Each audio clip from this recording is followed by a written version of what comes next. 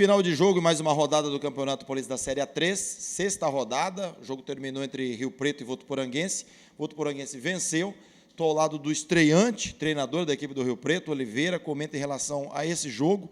Nós lá de cima, Oliveira, dissemos que o futebol muitas vezes tem muitas nuances e por isso que é um esporte apaixonante, mas você que viveu esse jogo intensamente, podemos dizer assim, o que dizer do placar de 2-0, da tua estreia, e de ver o volume de jogo que a equipe apresentou, mas infelizmente não conseguiu fazer o seu golzinho.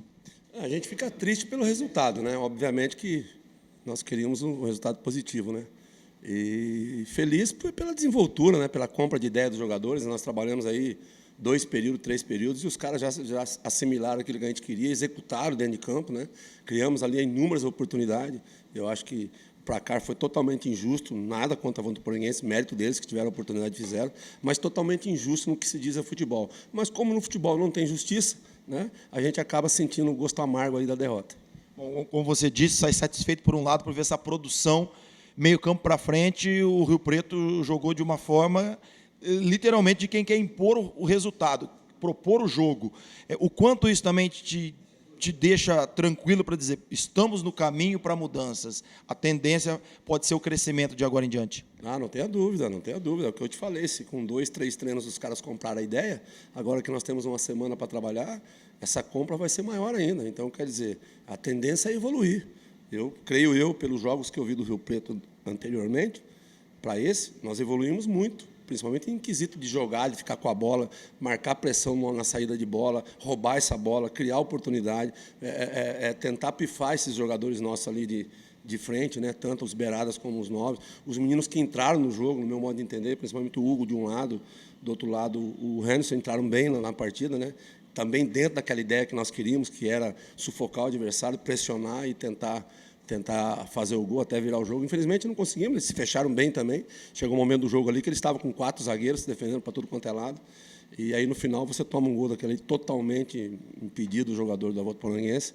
E aí você acaba jogando um balde de água fria em cima daquela dinâmica que você está impondo no adversário para tentar buscar o gol de empate. Eu ia tocar nesse ponto daqui a pouco, mas como você antecipou, a gente vai falar desses lances. No primeiro tempo teve 2 jogadas do Rio Preto, que até resultou em gol, que teve a participação direta do mesmo assistente, o seu João Messias, que anulou prontamente. E na segunda etapa, vocês estavam muito perto do Barcos, né? Então dava a real noção da dimensão do quanto ele estava à frente. Gostaria que você analisasse essas 3 jogadas e, na tua opinião, o porquê do erro, o que ele explicou para vocês lá, que eu vi todo mundo reclamando, todo mundo indo para cima, todo mundo dizendo, olha, o jogador estava muito à frente, como que você não vê isso? Enfim, como é que é o diálogo nessas horas e também dos 2 lances da primeira etapa? Olha, os 2 lances da primeira etapa, eu confesso para você que, da visão que eu estava, eu não tinha certeza se estava ou não. Eu só questionei se, quando tivesse um lance a nosso favor, se ele teria essa precisão. E ficou provado que não, né? Porque no segundo lance, estava na minha linha, aí sim eu tinha uma visão privilegiada, onde o jogador estava pelo menos ali meio metro a 1 metro na frente do nosso defensor. E aí nós fomos questionados. Eu sou um cara educado, não gosto de... Eu acho que grosseria, discussão é para quem não sabe dialogar, né? Mas você, categoricamente, com educação, também você pode criticar. E foi o que eu falei para ele. Eu te perguntei no primeiro lance contra nós se você teria essa precisão, né, a nosso favor. E você não teve a precisão, porque você errou. Você vai chegar no vestiário, agora você pega o lance e olha se você acertou, se você errou. E contra nós, você teve uma precisão. Eu não posso falar se você errou ou não, mas também vou checar esse lance. E a gente procura dialogar com a educação, que sabe que do lado de lá é um ser humano, é passivo de erro, sim, lógico, obviamente que sim, mas às vezes nos causa estranheza, que é sempre contra e nunca a favor.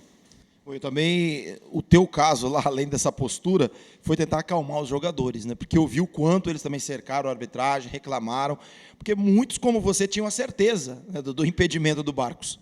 Claro, a gente tem que acalmar, porque o jogador está com uma adrenalina muito mais alta que a nossa. E nós temos 9 jogos pela frente. Ele não iria voltar atrás, o placar não ia, né, ser contornado, mas nós poderíamos perder mais 2, 3 jogadores ali para a próxima rodada, né? Então a gente procura com esse equilíbrio, com essa educação, segurar os nossos atletas para contornar isso, até porque não vai reverter a situação. E aproveita até para parabenizar os atletas. Falei para ele no vestiário, falei, se alguém ouvir, pode até achando que, pô, professor, você está louco parabenizando os caras que perderam pela luta, pela entrega. pela determinação, pela compra de ideia daquilo que nós queríamos. O resultado não veio, paciência, faz parte. Mas se você fizer 2, 3 partidas dessa maneira, o resultado vai vir, pode ter certeza. Pode ter certeza, não tenha dúvida disso. E essa ideia, essa compra de ideia nós temos que ter agora para a sequência desses 2 jogos fora de casa. Oliveira, você tocou num ponto importante, que é a perda de jogadores. E justamente onde o Rio Preto mais precisa, que é o centroavante poder fazer gols, você perdeu um logo de cara, que é o Tauan, que a gente lá de cima não entendeu muito bem a alteração, agora você explicou em off para a gente, e o outro foi o Kelly, expulso. Como é que também fica a tua cabeça em relação a isso? Eu sei que você vai ter uma semana para poder trabalhar, mas um já está suspenso e o outro vai ter que se recuperar. E a lesão do Taylor, ele é um cara experiente, né? Acho que ele deve ter embolado e ele já parou, né? Então vamos ver o grau de lesão que é dele.